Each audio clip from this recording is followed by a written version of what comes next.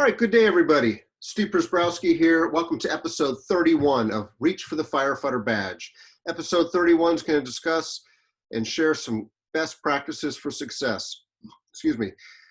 Episode 31 is titled The Future Firefighter's To-Do List, Part 1. We're going to cover some to-do list items to help better prepare you to become a firefighter. So let's get started. These webinars are based on two of the books that I've been fortunate to have published, Reach for the Firefighter Badge, as well as the Future Firefighter's Preparation Guide, two different, distinctly separate but complementary books that are available off my websites, code3firetraining.com and chabotfire.com. Contact information will obviously be at the end of the webinar here. Let's get started. So, to-do list. Number one, I encourage you to subscribe to firefighterclosecalls.com. Now, I don't care what part of the country you live in or you want to work in, or what type of department you want to work in, or whether you want to be a volunteer or a full-time career firefighter or whatever. The information I'm sharing here is beneficial for anybody regardless of where they're at. So please take that in mind. If you're already doing some of these things, awesome. If you're not, hopefully it'll lead you down a good rabbit hole so you can learn something new and be able to better educate, better prepare yourself. So firefighterclosecalls.com is a website put together by Billy Goldfeder, a deputy chief from Ohio. His name is synonymous with safety stuff. The close calls stuff he's been doing for the last, 15 plus years is just incredible. The website firefighterclosecalls.com has tons of resources on there to help keep you safe, keep you healthy. He sends out, him and his team actually send out sometimes daily, multiple times a day, on a regular basis, safety related emails. So God forbid a firefighter dies in the line of duty, or maybe gets a serious injury, or there's something significant going on in the fire service. Pretty much you'll probably hear about it first on firefighterclosecalls.com. So between him and then Gordon Graham, his partner, Gordon's a retired CHP, California Highway Patrol officer, who actually sponsors the website. Gordon's a great friend of the fire service as well too. So between Billy, Gordon, and their team, they pump out some awesome information to help better prepare us for the future, because we're still killing about 100 firefighters a year. We still injure countless firefighters a year. And really, we owe it to them, especially those that have paid the ultimate supreme sacrifice of dying in line of duty. We owe it to them to learn from history so we don't repeat history. So again, lots of great information by subscribing to that free information site. So check it out. What's the worst that could happen? Another great resource, again, free, is dailydispatch.com. The Western Fire Chiefs Association hosts the dailydispatch.com website. It's an awesome resource because you can subscribe to your own state or any of all 50 states. So basically, Monday through Friday, every day, they send out around lunchtime the daily email. So like, for example, I live in California, so I get the California email. I also like to get some of the other local ones, other states that are close by, like Nevada, Arizona, Utah, Oregon, just to stay in touch with what's going on around the area. But they usually have anywhere from 2 to 5 news stories from the state, and then usually like 2 to 5 news stories from the nation, all related to the fire service. So a great way to keep yourself up to date and engaged in the fire service. Because again, if you want to be a firefighter, you got to prepare for the career, the position, not just the test. So you should be always 24/7, 365, obviously minus quality sleep time and family time, doing what you can to be the best prepared candidate and the best prepared firefighter you can be. Not just once you get the job, but until you're retired, and even then long after that, just to stay engaged. So dailydispatch.com is another great free resource you can subscribe to. Now, there's not a lot of fire related magazines that are in publication anymore. Fire Engineering, Firehouse Magazine are about the only 2 print magazines that are still in existence at a national level. And I encourage you to check them out. They're both top-notch publications with lots of great information. Now, even if you don't subscribe to Fire Engineering or Firehouse, their websites have lots of great free information, such as a free email list. So again, I encourage you to subscribe to different email lists to stay engaged. If you go to fireengineering.com, you'll see tons of great information on their website, and then you'll be able to navigate to sign me up for the free email list. Again, you got to stay on the cutting edge of what's going on in your fire service. Next one, I touched on Firehouse Magazine. Besides fire engineering, I encourage you to go check out Firehouse Magazine's free email list, simply firehouse.com. And then again, while you're there, hopefully you go down a lot of rabbit holes, because both those websites, actually all four of the websites, have tons of information on there that'll keep you busy for hours and days and months, all with the main goal of making you the best you can be. If you're still hungry, which I hope you are, for more email lists, if you go to my one website, ChabotFire.com, and then click the free email list section, I've put these plus many others on there as well too. You can never be too informed, you know. And if you're going, Steve, information overload, dude. Okay, if you're struggling with information overload right now before you're even on the job, how do you think you're going to be once you get the job? It doesn't get any easier. So if you're having trouble balancing everything right now and all the information coming at you, I don't know, maybe, sorry for my bluntness here, rethink what you want to get into, because it doesn't get easier. So please do the best you can to be the best firefighter you can be, if nothing else, for your coworkers, your crew members, your department, and the community you're fortunate to serve. So lots of great stuff out there. Next thing I encourage you to do, and if you've already done some of these things, awesome, you're already a few steps ahead of some people. I encourage you to complete a sample background investigation packet.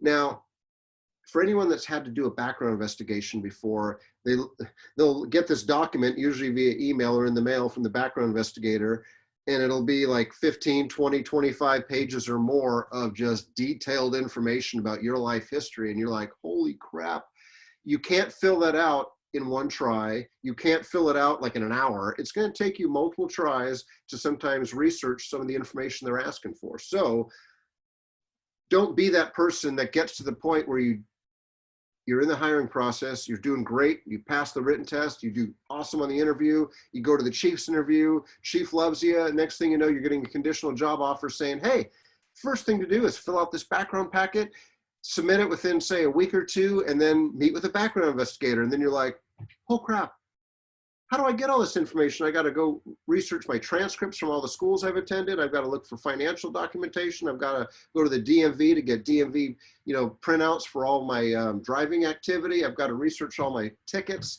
I've got to, holy crap. Yeah, that's why smart individuals do this stuff in advance. So I've got a sample background packet that I found on the internet. It's pretty much standard issue.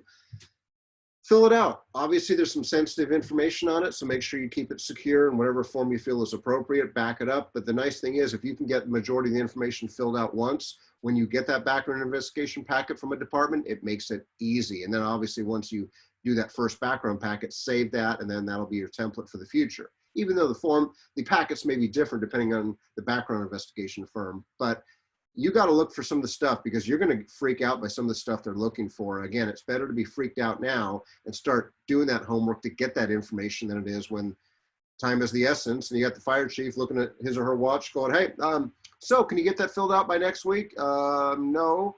Well, then I'll hire somebody else. So if you, number six twice. So first number 6 is complete a sample background investigation packet. The second number 6, if you're in California, sign up for the FCTC statewide eligibility list. Now, FCTC stands for Fire Candidate Training Center. Now, you may go, I'm not in California. I don't want to work in California. You guys are just not my style. Okay, cool. No one says you have to or should.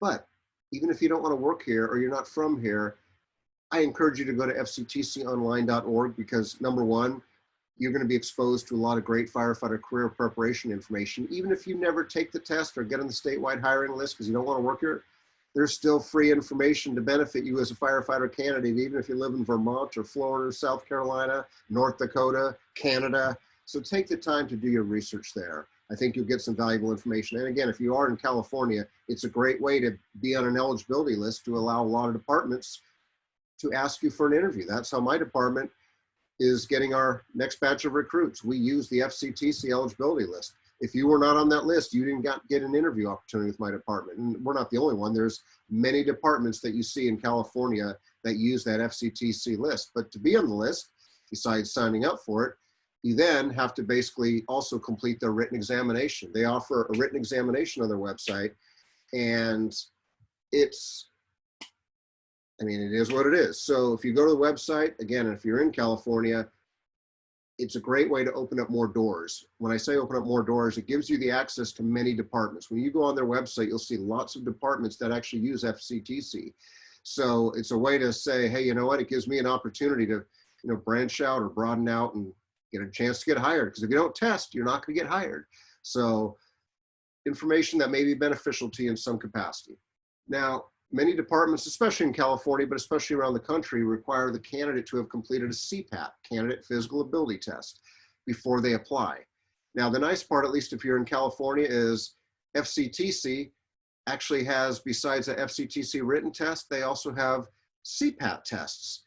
So there are 4 facilities that FCTC runs, 2 in Northern California, 1 Sacramento, 1 in Livermore, and then 2 in Southern California, San Diego, I believe, and then in Orange County, where they host, if you go on their website, you'll see regularly scheduled FCTC written examinations, so you can knock that off.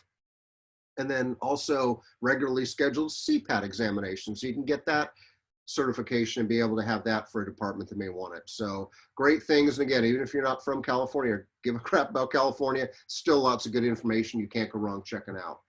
And number 9, create a 1-page resume. Now, you may say 1 page. Why'd you say 1 page, Steve? Because if you're going for firefighter, 1 page is enough. And you may go, wait, Steven, I got like 5 pages of stuff in my resume. Okay, 1 page is enough. Think about it. When you have a 2-page resume, 1 page is perfect because when an oral board is interviewing you or a fire chief, 1 page is right in front of them. But also, you're going to learn very quickly, probably half the departments out there don't even allow resumes during your interview. So the panel doesn't even get to know about you through your resume. But if they do, think about it. 1 page is perfect because they can look at it the whole time while they're taking notes and while they're looking at you. But if they have a 2-page resume, they're doing this. And think about this. If they're doing this, what are they not doing? If they're doing this, they're not listening to you. And one of the things that oral boards are taught is that if the candidate doesn't say it, they're not going to get credit for it. So you can have all this great stuff on your resume, on that 5-page resume.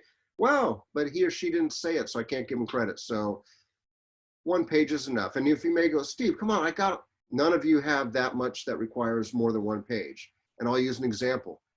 I had a 1-pager to get hired. It worked.